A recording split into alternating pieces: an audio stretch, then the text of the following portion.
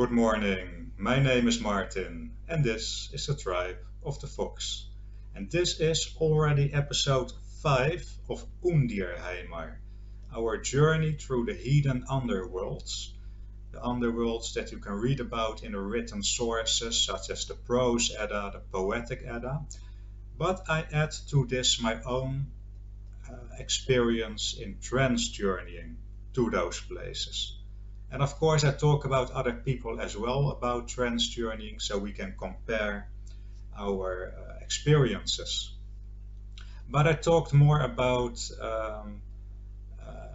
unverified personal gnosis and peer corroborated gnosis in episode 1. In episode 1, I've also talked about the creation myth in Germanic heathenry, and I talked about the world tree Yggdrasil. In episode number 2, I talked about Jotunheimar and the Ironwood. Episode 3, I went to Helheim, Niflheim, so those regions where we go after we leave this life. And in episode 4, I talked about Zwartalfheim, Mirkvider and Muspelheim. So, yeah, episode 5 already. Now, there might be in the future more episodes, but for now, at this moment, I think 5 episodes is enough to cover the basics. So, yeah, what are we going to talk about? We are going to talk about the holes. The holes of certain deities that are used as an afterlife. So let's start with Hela. So Hela, as I told in episode number 3, Hela rules the realm of the dead. And she has a hole in her dwelling in Niflheim. And that place is called Eljudnir. And well, that's pretty difficult to visit actually. You know, if you read about this in the Edda poetry, then the dwelling place, the hole of Hela, is a pretty terrifying place. Yeah, that's not my experience. My experience is that it's extremely difficult to get in there. So the first time I journeyed to the hole of Hela, I could get in. However, I was on a courtyard inside that place. So just like this old European castles, they have this courtyard with walls around it, and at the backside a building. So I entered that building, and then I was not in a building, I was in another courtyard. And again, and again, and again. So I was fooled. I was fooled by Hela. So apparently I had no business there. And Hela likes to play games. She likes to play games. She has a playful side. That's not just my conclusion, but there are also other people who made trance journeys to Hela. And yeah, this is typically a Hela thing to do, confusing me in her dwelling. So the second journey I made to her hole. Yeah, the second journey was different. I could peek in a little bit, and there were beings, human-like beings. Maybe they were humans, they wore robes, and they were walking around slowly. But I also got the message that this was not my place. You have to be far more advanced to enter Hela's hole. So yeah, I can go into Helheim, I can go into Niflheim, I can go in the dark mountains in between. I can go to the source of Vergelmir, I can go to the source of Oert, the well of Oert.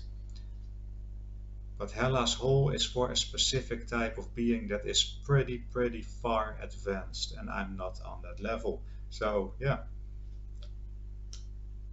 unfortunately. Yeah, maybe later. So let's talk about two other beings who have uh, who have a dwelling place, who have a hole that is an afterlife. You know that Hela has a hole in the underworld where you can go. Yeah, of course. However, also Odin and Freya, and they have their holes in Asgard. Now, Asgard is not in the underworld; it's one of the upper worlds. For instance,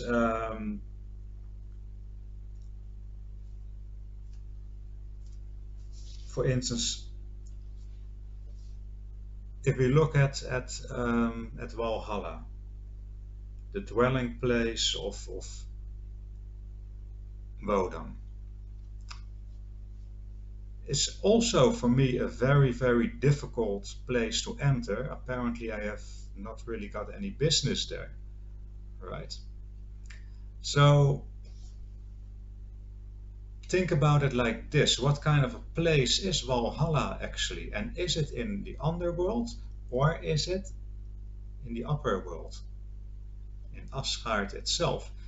Well, what you see is what I have seen or experienced is that I really don't like the energy in Valhalla. It was physically painful to go there for me. And you can also ask yourself, what happens there in Valhalla? Well, according to the Edda poetry, a certain type of people go there. Warriors. Not just every soldier. No, no, no. The aristocrats and the heroes. If they die on the battlefield, they go to Valhalla. Dying on the battlefield. Okay, remember that. What are these fallen aristocrats and heroes are doing there in Valhalla? Well, they do the same every day.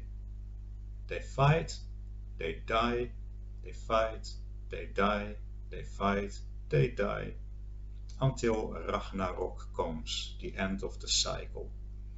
Then they go in an all-out battle and, well, die again, as usual. Now, does that sound like a great afterlife? To me, it sounds like trauma. If you have traumatic experience, then it might be possible that you relive it time after time.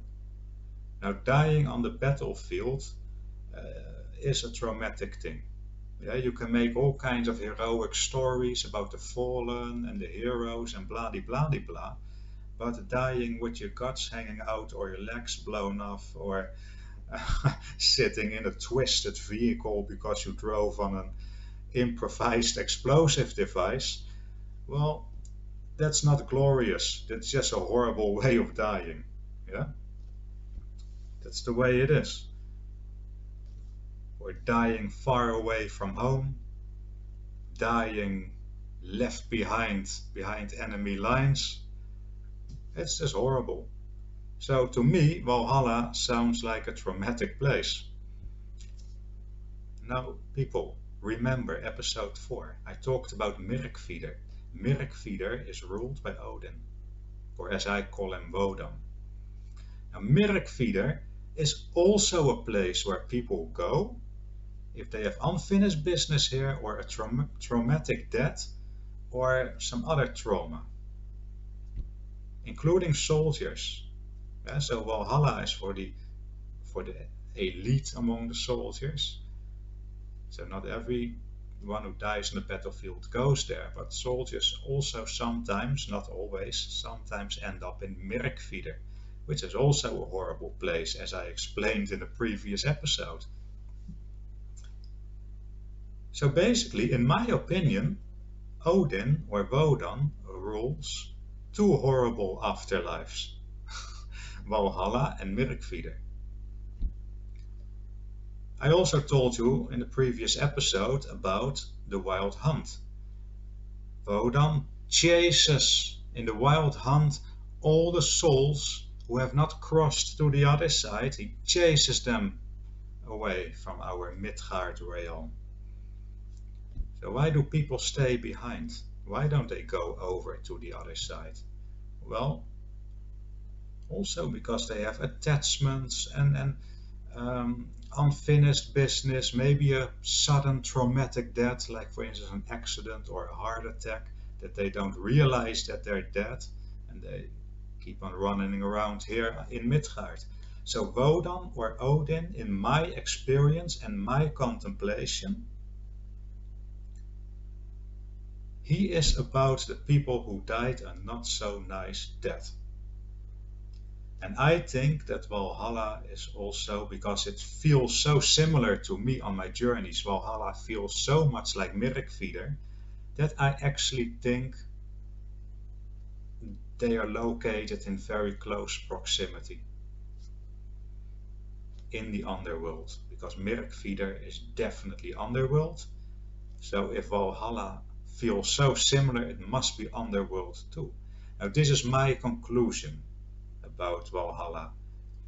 So you might have a different conclusion, you might have different experiences. Please write it down in the comment section what your experience is, because it's very important to share information, because then you can compare.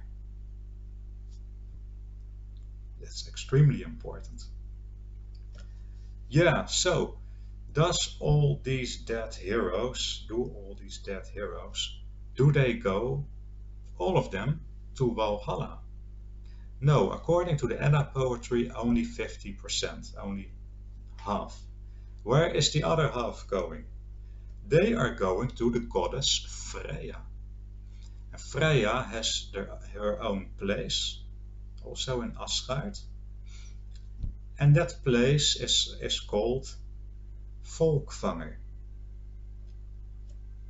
Half of all the dead heroes and aristocrats on the battlefield, they go to her, they go to Folkvangr. So of course I try to journey there as well. Now I do have to say that my connection with Freya is not very good. I tried to contact her multiple times, but no. With some deities you have an easy connection because you have the same type of energy. With other deities you have such a totally different energy that it doesn't really match. Me and Freya does not really match. What I experienced in Folkvangr is that I didn't like the energy. It was physically painful for me to go there. So I left without gaining very much information.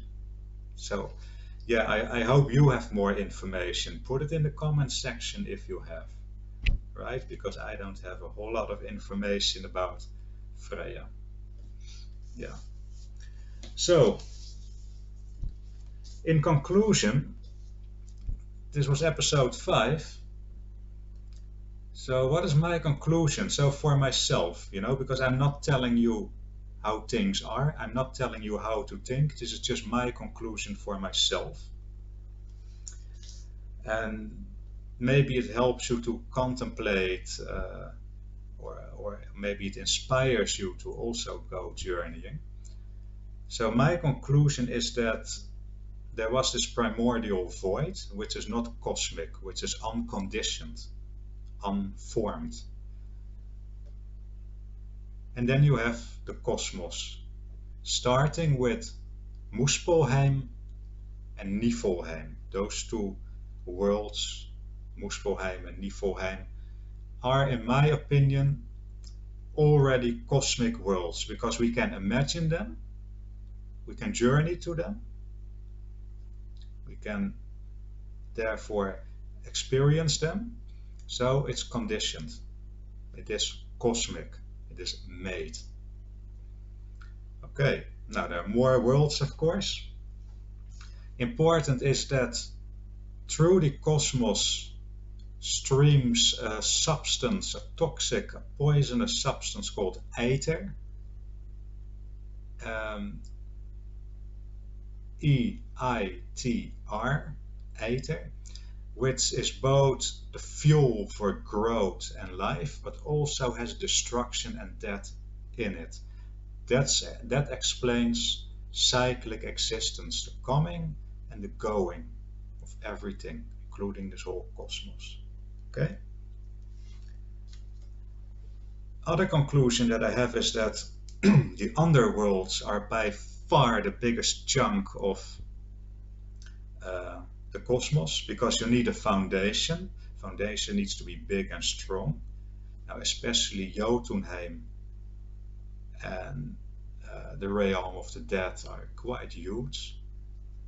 Then we have the mid section of the cosmos. Then we are talking about Midgard, our own realm where we human beings are living, but also a part of Jotunheim, so also on our level. Midgard and Jotunheim in the middle of, let's say, the world tree. Yeah, and then a bit more problematic. What is Alfheim? What is Asgard? What is Vanaheim? Are they the higher realms? Or are the higher realms simply the celestial bodies, like the sun and the moon and the stars and everything that moves around in the universe? That's a good question, because here in Northwestern Europe, and I mean continental Europe, because the Edda poetry is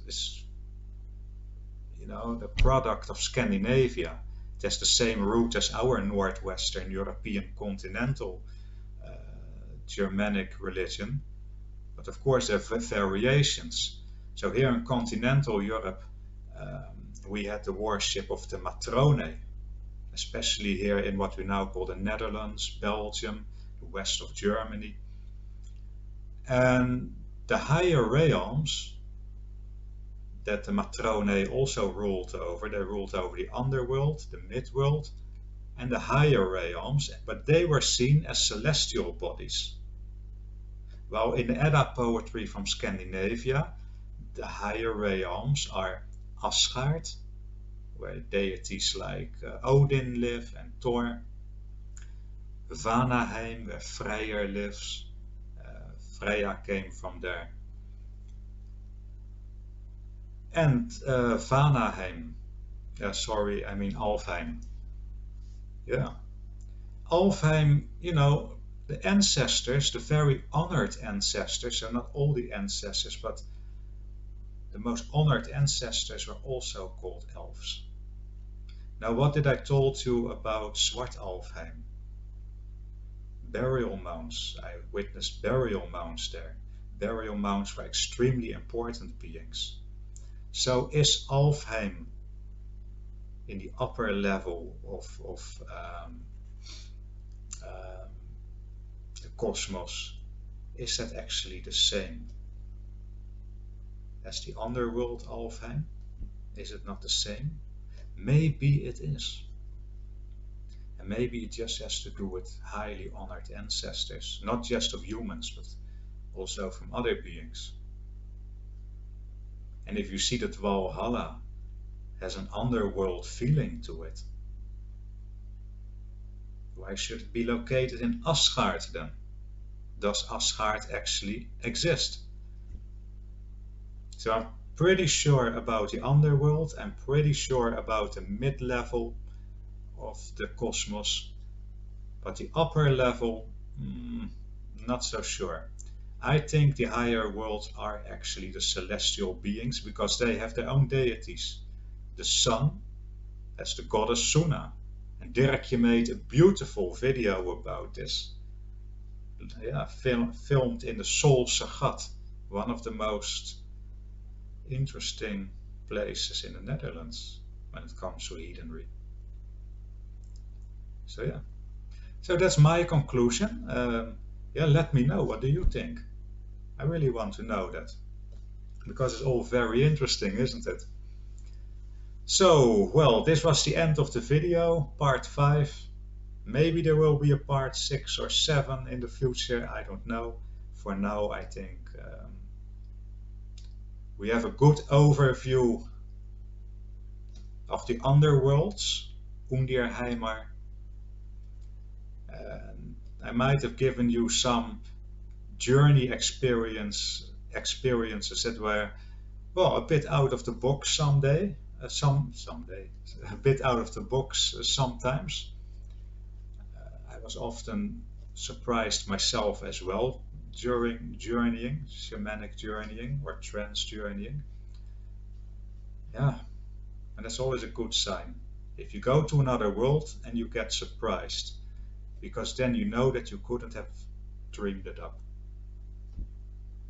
Then you know that's a good indicator that you're actually there, and you feel it about the energy around you as well. Merkvider, Helheim, they all have their own specific energy. So yeah, and again, there is a playlist, a Tribe of the Fox playlist, only about journeying, if you're interested in journeying yourself. Okay, so end of the video. Stay safe, stay healthy, and see you in the next video. Bye bye.